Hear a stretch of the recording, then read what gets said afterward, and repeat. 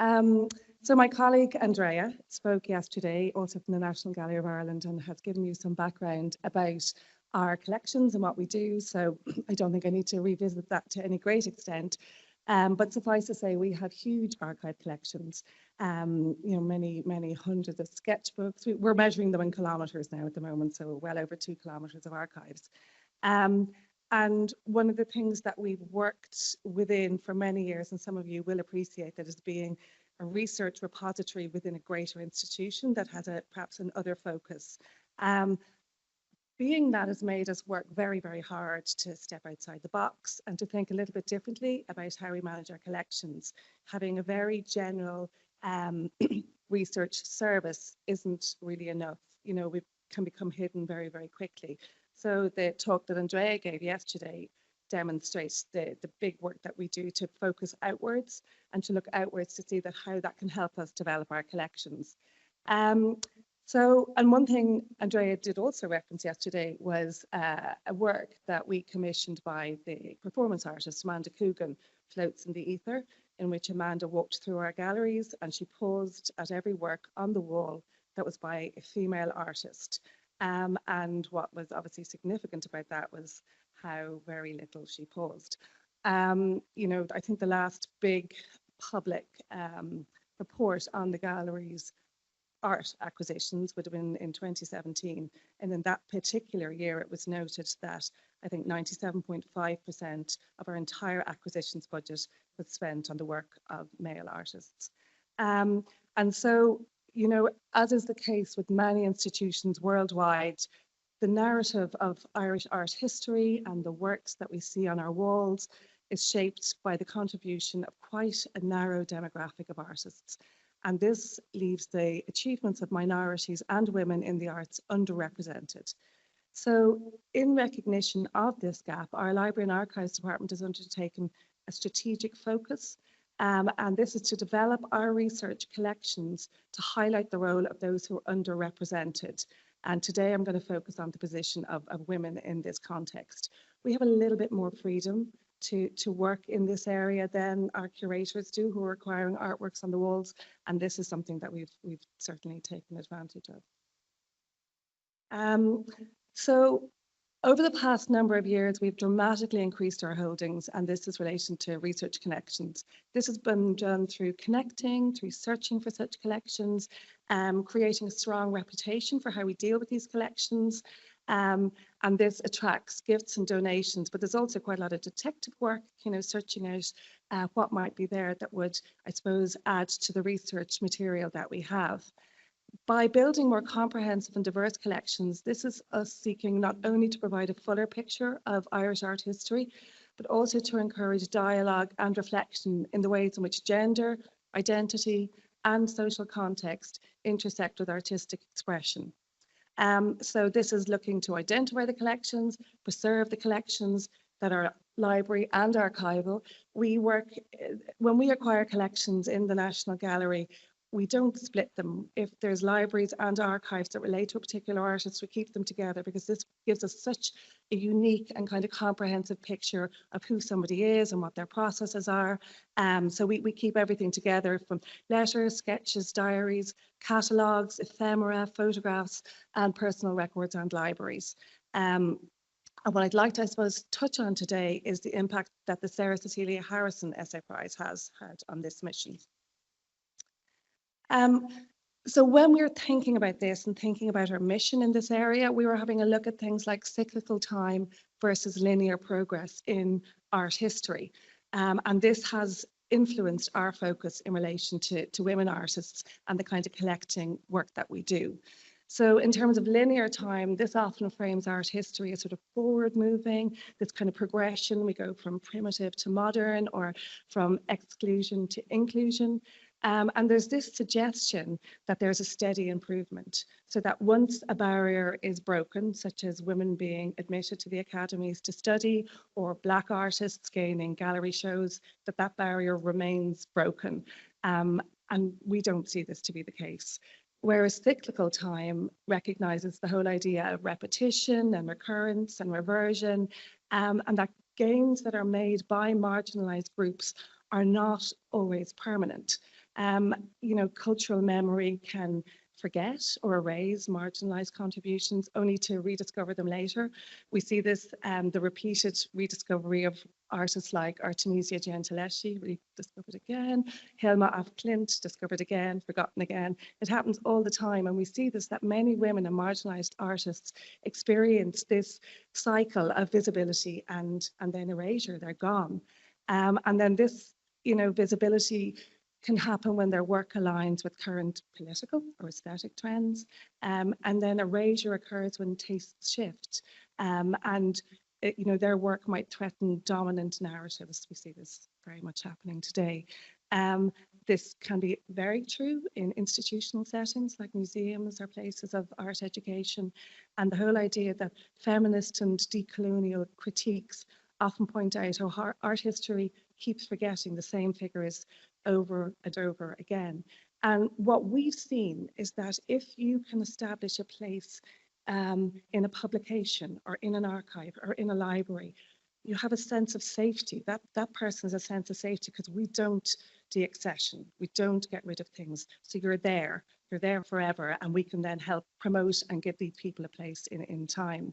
The whole idea that I suppose inclusion is really fragile and it's not conditional. So what we're looking to is revisiting and archiving and collecting. And the whole idea of maybe, not moving forward, but repeating differently is the way we're looking at with our collection. So as well as ensuring the archives and the publications and libraries of female artists are well represented, one of the key initiatives to our efforts, so I'm going to go on to this one, has been the establishment of the Sarah Cecilia Harrison Essay Prize. So we can collect and we can bring things in, but we have to figure out how we get things back out there and how we encourage engagement with collections and research into in this instance, female artists. So this prize has been running since 2022, and it aims to encourage new research and writing on the topic of women artists in Ireland. What we do is we invite submissions of 5,000-word essays focused on the history of women in the visual arts in Ireland and abroad. It's open to all members of the public over 18 years of age, and the winner of the prize receives €1,000, and this is awarded to them at a very nice reception in the National Gallery of Ireland. They have their essay published and promoted on their website, and we offer them collaborations with regard to talks and engagement should they wish to do so. We thought very long and hard about the criteria for the prize. There's lots of examples of academic prizes out there. Some of them are, you must be undertaking postgraduate research, you must be of a certain age, etc. So we just went with over 18 years of age in a recognition that not all research is formal or conducted in a formal way. And what we really want are the stories. We want the stories of the women in the arts in Ireland and abroad. And so we didn't want to put too many constraints and boundaries on people's creative processes. And this has been a really significant catalyst in helping us to contribute to expanding the knowledge and the understanding of women in the visual arts in Ireland. The whole idea of supporting academic research or other on underrepresented women artists has increased awareness of their achievements, but what it's done is also sparked a greater conversation about the challenges women have historically faced in gaining recognition for their work, and then given this new kind of platform for scholarship. Additionally, what's been interesting to us is that the prize has played a crucial role in drawing attention for the need for more inclusive archival library and research approaches to collecting. And this is something Virginia Tehan touched on yesterday in her talk, the idea that there are not that many institutions actively collecting the archives and libraries of artists, regardless of who they are, and creating some kind of repository where we can actually encourage, I suppose, a new look at histories. And so what we've had is recipients of the award and others who are perhaps not the winners but have been involved in this coming forward to us and identifying gaps in the record. That then can prompt us to act in finding and seeking to acquire these sort of relevant materials and expanding our own collections. So the prize doesn't only serve as a tool for academic inquiry, but also as a means for advocacy for the inclusion of women's voices in the narrative of art history in whatever repositories are collecting these. I mean, there's so many collections that need to be preserved and made accessible. So how was the prize created? So what we love about this is that it begins with an archive collection and also a really good story.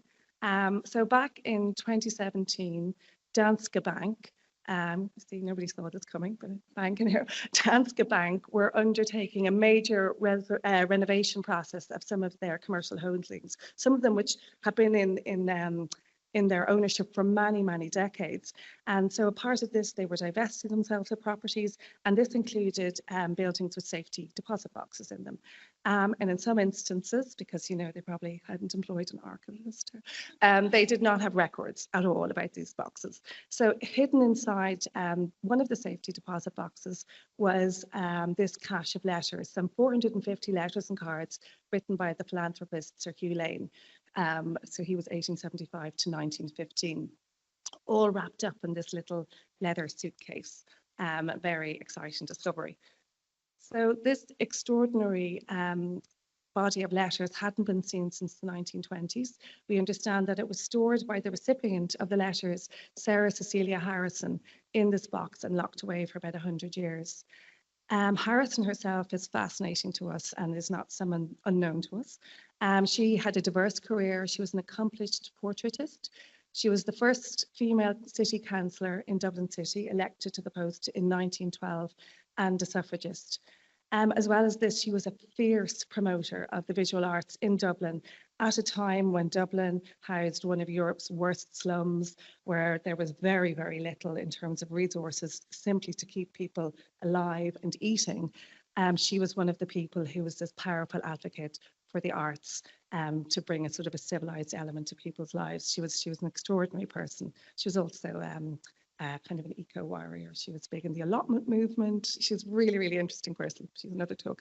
Anyway, her close connection with Hugh Lane, the art collector, who was also a director of the National Gallery of Ireland, was built through her support for the establishment of the Municipal Gallery of Modern Art, which is subsequently known as the Dublin City Gallery, the Hugh Lane. This was founded by Hugh Lane in the city centre in Harcourt Street in 1908 and is the first known gallery of modern art in the world. So, pretty big deal for Dublin City. He dedicated much of his life to the promotion of the arts in Dublin. He donated notable paintings to form a nucleus of a very substantial collection of modern art. And then much of his work went towards securing a building in the city centre appropriate to house this art, again in the context of there were no homes for people to live in. We see cycles repeating themselves, but yet this idea that the arts also needed a place to be and were also important. And so these letters form the basis of the basis of their correspondence in this 10-year period. Over 450 letters between 1905 and 1915. The majority of the letters are from Lane, also some letters from notable individuals such as Lane's aunt, Lady Augusta Gregory, his sister Ruth Shine, and the director of the National Gallery in London, Sir Charles Holroyd. They provide us with this remarkable insight into the ethos of the establishment of a gallery in Dublin and also chart its successes and failures. It also provides us with an insight into the lives of two dear friends who are at the centre of some key social and cultural developments taking place right across Dublin. And while the letters are one-sided from Lane to Harrison, they talk about all aspects of her life and her work, and her character is very much exposed through Lane's words to her. He has a lot of observations on her work, both as an artist and a counsellor. So moving on, the staff in Danske Bank were aware that this was something unique, but they had little documentation surrounding it, but they could identify the names. And so if you look up Sarah Cecilia Harrison and you want to find somebody who's connected with her, you will come up with the name of Anne Chisholm, who is the great niece of Sarah Cecilia Harrison. And she herself is a noted biographer and author. She's been a judge in the Booker Prize, somebody who knew the value and worth of this collection. Oh, right, sorry. Yeah, okay, I'll move along. And then, so I'm just gonna Subsequent to the acquisition, so what we did was we engaged in conversation with Anne Chisholm, and ultimately the collection came to us. But as we do very well in the National Gallery, we kept relationships going with Anne Chisholm. And after these sort of ongoing discussions, somebody asked Andrea yesterday about funding and how we get funding. And what we do is we simply seize any opportunity that presents itself to us. So with this lovely friendship that we had developed with the Chisholm family, we put together a funding proposal about how we felt we could keep the legacy of Sarah Cecilia Harrison alive and well, and relevant and ongoing in Ireland. They accepted our proposal, and with that, the SA Prize was established with Sarah Cecilia Harrison's name, and the family will continue to fund it for 10 years, and then we'll re-enter negotiations after that, but it's fully funded. And the whole idea is that we not only encourage new research, but we want people to use our collections and other collections that are required by other repositories.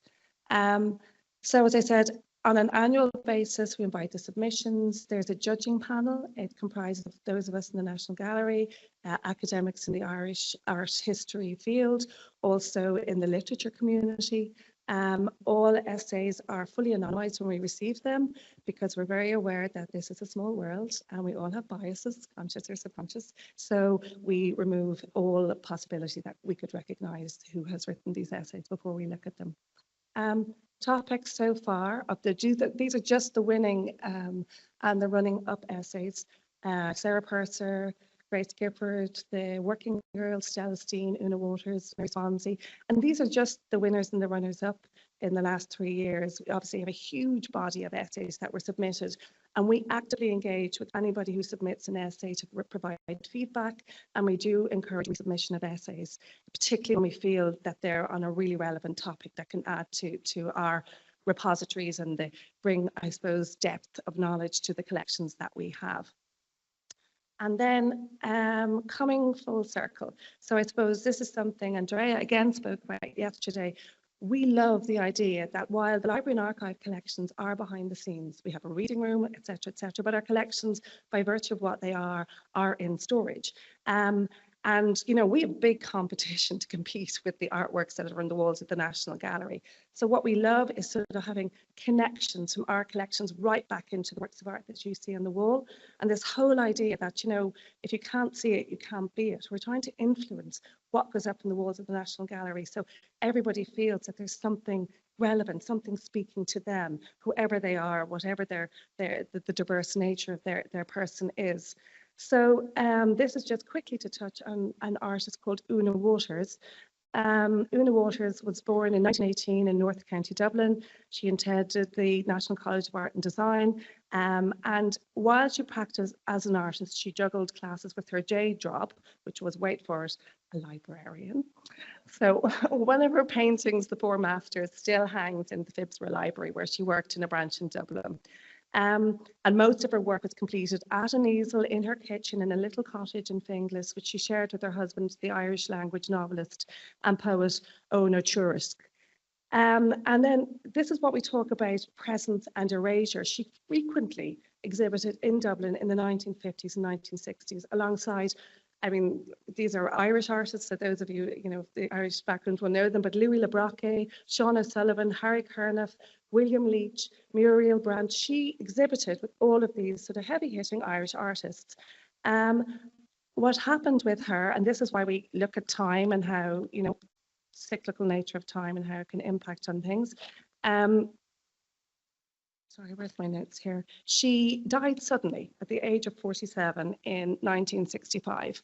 And after her death, her heartbroken husband held an exhibition of her work for family and friends and anybody interested. And after this exhibition, he gave it all away. He gave pieces of her artwork to friends and family, and he gave it a place where he felt that it would be cared for and loved.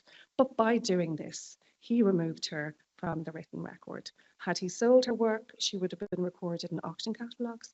There would have been some kind of written knowledge of where it went, perhaps. But yet, because he did this loving thing, she disappeared. And we had nothing. We had nothing of her in our archives until a woman called Mary Morrissey submitted an essay on her and was a runner-up. Mary's husband was one of the recipients of these artworks back after Una Waters died. And she'd seen this beautiful painting, Girl Going by Trinity in the Rain, hanging in her home for many years. That inspired her to research into Una Waters and to give her a public place. At the reception, she was there as a runner-up. She came to us, to our team, and talked about this painting she had. And subsequently to that, her partner, Colbert Kearney, gifted this to the National Gallery of Ireland. So suddenly, from being gone, from being disappeared, she's back. She's not only represented in our library and research collections by virtue of the essays and the research material that Mary Morrissey has brought to us, but she's also hanging on the wall of the National Gallery of Ireland, and she was on our calendar. So for us, that's this lovely kind of cyclical nature of the work that we do, and a really sort of present example of the impact that it can make. But you have to be strategic and you have to think about it, and just randomly accepting collections as they come in isn't really enough anymore. So I suppose, yeah, what we feel is that this initiative to develop our research collections to highlight the work of women in the visual arts represents a vital step in rectifying historical imbalances in the telling of Irish art history. The Sarah Cecilia Harrison Essay Prize plays a role in this effort, supporting scholarship and research that uncovers and amplifies the voices of women artists. And through these efforts, our library and archives are helping to ensure that the contributions of women to Irish art are properly acknowledged, preserved, researched, interpreted, and celebrated for years to come. If you are writing on the topic of Irish women artists, the prize is open for submissions and you can apply via our website. If you're interested in the collections of letters that I spoke about, they're all fully digitised, catalogued online and available at sourcenationalgallery.ie. So thank you very much.